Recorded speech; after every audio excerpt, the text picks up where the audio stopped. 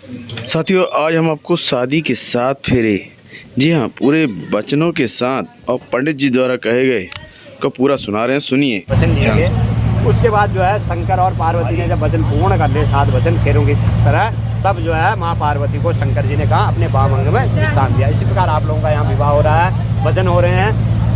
कन्या कहती है कि हे स्वामी, मैंने अनेक कार्य पूर्ण किए, देवी देवताओं का पूजन किया, इसीलिए आप मुझे जो है पति रूप में। पति क्या होता है? स्त्री के लिए पति से बड़ा कोई देवता नहीं होता, कोई बड़ा नहीं होता, पति ही परमेश्वर है।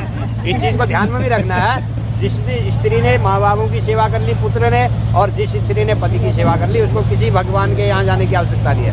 पति ही परमेश्वर है। पति को अगर आप निरंतर परमेश्वर माने, आपका भी नंबर आएगा। और भरजी का पल्ला थोड़ा ऊंचा है, फिर आपका भी आएगा, टेंशन मत लो।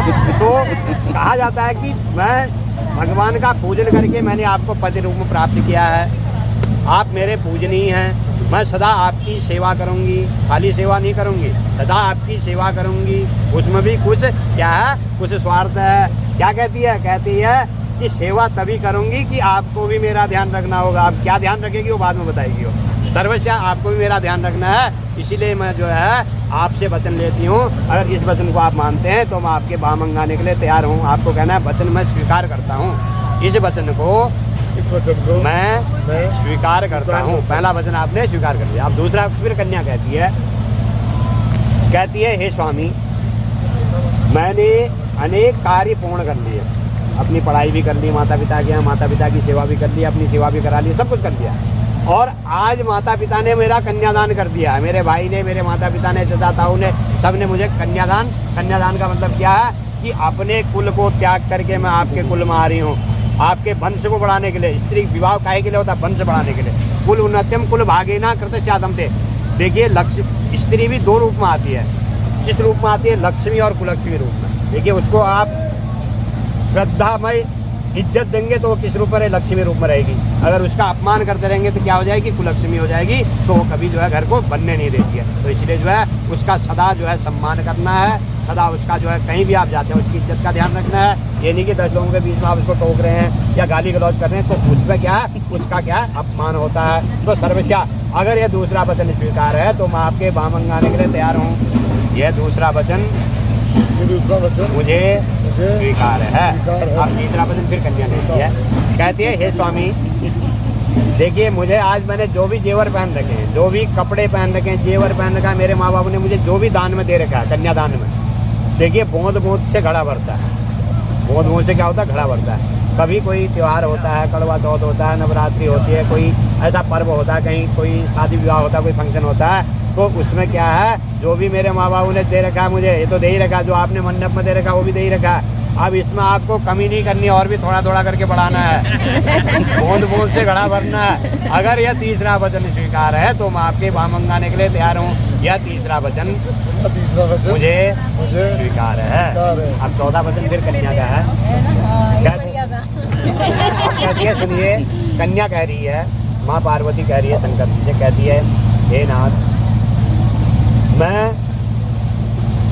आपके घर में आ गई हूँ। आपके माता पिता मेरे पिता हैं, मेरे माता पिता हैं, भाई बहन आपके जो हैं वो मेरे भाई बहन हैं। सदा मैं अपने से बड़ों की सेवा करूँगी, आज्ञा का पालन करूँगी, सर्वस्यातम थे। और जब कहीं पर कोई भी आपके परिवार वाला या कोई बाहर का व्यक्ति मुझे टोकता है या मुझे डांटता है, उस समय अगर गलती मेरी भी है तब भी आपको जो है मेरा ही पक्ष लेना होगा।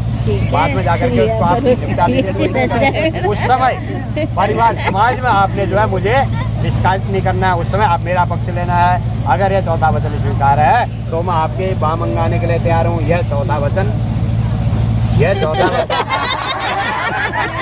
यह चौथा वचन मुझे स्वीकार है। एक वचन और है, क्या वचन? आप देखिए, स्त्री कह रही है, पार्वती कह रही है भोले बाबा से, कहती है हे स्वामी, जब आप कहीं तीर्थ स्थल में जाते हैं, कहीं गुरुद्वारा में जाते हैं, मंदिरों में जाते हैं, मस्जिदों में जाते हैं, कहीं भी जो भी आप जिसको मानते हैं, देखिए अर्धांगिनी का मतलब क्या? कोई भी आप शुभ कार्य कर रहे हैं, अच्छी जगह में जा रहे हैं, तो अर्धांगिनी का क्या मतलब कि आप उसको साथ ले जाएंगे, तभी वो कार्य पूर्ण होता है। कहीं भी आप पूजा कर रहे हैं, हवन कर रहे हैं, कोई भी कार्य कर रहे हैं, तो उसमें जो है अर्धांगिनी जब तक नहीं होगी। देखिए, राम जी ने सीता को त्याग दिया था। जब उन्होंने अश्वमेध यज्ञ किया तो विश्वामित्र के पास गए, उनने कहा मैं ऐसा ऐसा अश्वमेध यज्ञ कर रहा हूँ, तो कैसे होगा? तो गुरुजी ने कहा यार तुम्हारी तो पत्नी नहीं है, तो कैसे होगा? बिना पत्नी का तो अश्वमेध यज्ञ संभव ही नहीं है। तो फिर राम जी ने गुरुजी से पूछा विश्वामित्र से कि मैं किस प्रकार इसको जो है यज्ञ को पूर्ण कर सकता हूँ। तो तब जो है राम जी से कहा था गुरुजी ने कि आप अपने बाम अंग में जो है स्वर्ण की सीता बनाएंगे, सोने की मूर्ति बनाएंगे सीता की, उसके साथ बैठ करके आप यज्ञ करेंगे, तभी यज्ञ आपका सफल होगा। तो इसीलिए यहाँ पर कन्या कह रही है, पार्वती कह रही है, कोई भी आप शुभ कार्य करते हैं, कहीं शुभ स्थान में जाते हैं, कहीं ब्याह संस्कारों में जाते हैं, तो उसमें आप मुझे भी अपने साथ ले जाएंगे और मुझे जो है पूर्ण सम्मान देंगे, आसन देंगे। अगर यह पांचवा वचन स्वीकार है तो मैं आपके वाम अंगाने के लिए तैयार हूँ। यह पांचवा वचन भी मुझे मुझे स्वीकार है। स्वीकार है। बहुत बहुत धन्यवाद आपको। आप देखिए माँ पार्वती ने वचन बिल्कुल शंकर जी ने आंख बंद करके दे दी, ठीक है। अब यहाँ पे शंकर जी भी पार्वती से कहते हैं कि हे पार्वती, तुमने जो है बहुत तपस्या करी है, बहुत ही तपस्या कर दी। 12 साल तक तू जो है जंगल में जाकर के तूने मेरा जो है शिवलिंग बना करके उसमें जो है पूजा की, इसीलिए मैं तुम्हें पति रूप प्राप्त हुआ। सर्वस्यातम थे, ये कोई खेल नहीं है शादी, ये बहुत बड़ा देखिए बच्चों की नींव है। जिस प्रकार मकान की नींव डालते हैं उसी प्रकार एक शादी भी एक नींव है। इस रिश्ते को कभी कमजोर नहीं होने देना है। सर्वस्यातम थे, देखिए जहाँ दो बर्तन होते हैं वो टकराते हैं आपस में, घर में अनबन भी हो जाती है। इसका मतलब ये नहीं कि लड़ाई झगड़े में उतर जाओ, कोर्ट कचहरी चले जाओ, तो उसको जो है एक जना नरम रहेगा, गर्म रहेगा तो चल जाएगी, और दोनों गर्म हो जाएंगे तो नहीं चल पाएगी। तो यहाँ पे शंकर जी कहते हैं कि हे पार्वती, आपने तो अपने 5 वचन ले लिया, मैं ज़्यादा नहीं 2 ही वचन लूँगा आपसे। अगर इसको स्वीकार कर लोगी तो मैं आपको अपने वाम अंग में स्थान दे दूँगा। अब यहाँ पे शंकर जी पार्वती से कहते हैं हे प्रिय, देखिए जब घर में पुरुष होते हैं, कोई बाहर के लोग आते हैं, तो स्त्री का अधिकार नहीं होता कि पुरुषों के आगे जाकर के बात करने का। जब तक घर में सयाने लोग हैं, बच्चों का कोई अधिकार नहीं, क्योंकि माँ बाप बोलते हैं। जब पति घर में है तो पति बोलेगा, अगर कोई घर में नहीं है तब आपको अधिकार दिया जाता है कि आप पर पुरुष के आगे जाकर के बात करेंगी। कोई भी आता है उसके आगे जाकर बात, जब तक आदमी घर में, सास ससुर घर में, देवर घर में, तब तक आपको कोई अधिकार नहीं होता है। अगर यह पहला वचन मेरा स्वीकार है तो मैं आपको जो है अपने वाम अंग लेने के लिए तैयार हूँ। यह पहला वचन मुझे सहस्त्र खुश होकर के मैं स्वीकार कर रही हूँ। पहला वचन शंकर जी का आपने माना। अब दूसरे वचन में देखिए शंकर जी कहते हैं हे पार्वती, नहीं बेटा अभी कहाँ पानी है? शंकर जी कह रहे हैं दूसरे वचन में, कहते हैं कि हे पार्वती, मैं जो है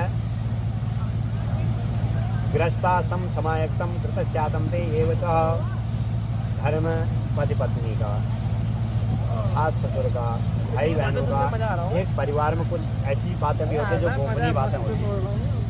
जो बातें गोपनीय होती है वो अपने माई को भी नहीं बताई जाती, अपने भाई को भी नहीं बताई, पिताजी को भी नहीं बताई जाती। वो परिवार की घर का भेदी लंका डाय। जब घर की बात बाहर पहुंच जाती है तो घर टूट जाता है। तो घर की बात कभी भी कोई भी आपका घर में कोई ऐसा, देखिए मैंने पहले भी कहा 2 बर्तन जहाँ होते टकराते हैं, तो उसमें ये नहीं कि आप बाबू के कान भराओ, माँ बाप लड़ने आ जाए, भाई तुमने ऐसा क्यों कह दिया मेरी लड़की से। तो इस बात का विशेष ध्यान रखना है, क्योंकि जो बात जहाँ तक है, देखिए जब तक गले तक पानी नहीं आता तब तक जो है अपना घर नहीं छोड़ना किसी को, ठीक है नहीं। जब आप ज़्यादा ही हो जाती, जब गले के ऊपर पानी आ जाए फिर तो आदमी को भाई अपने प्राण बचाने। तो इसलिए जो है शंकर जी कह रहे हैं कि जो भी हमारे घर की गोपनीय बातें होती है उसको आप अपने मन में रखिए। कहीं पर ऐसा समय आता है जब कहना होता है तो देखिए एकदम हम लोग आज बोल लेते हैं ना, तो एकदम नहीं बोलना है। क्या है उसको सोच समझ करके, जब कभी घर में सब शांति हो जाए तब उसके बाद आप बोल दीजिए, उसको कोई दिक्कत नहीं होगी। तो इसलिए जो है घर की बातें कभी आप बाहर नहीं कहेंगी, उसको अपने मन में रखेंगी। कहीं पर अगर आवश्यकता पड़ेगी तो वहाँ पर आप कह सकते हैं, ये आपको मैंने अधिकार दे रखा है। अगर यह दूसरा वचन स्वीकार है तो मैं आपको जो है अपने वाम अंग लेने के लिए तैयार हूँ। यह दूसरा वचन मैं खुशी से स्वीकार करती हूँ। बहुत बहुत बधाई हो आप लोगों को। चलो जी और जी अब